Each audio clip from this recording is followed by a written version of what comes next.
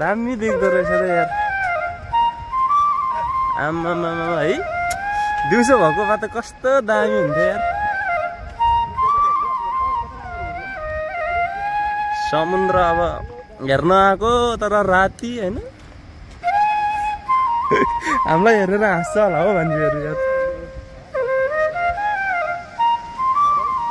आम्मामा खेल्नु कस्तो दामी हुन्थ्यो नि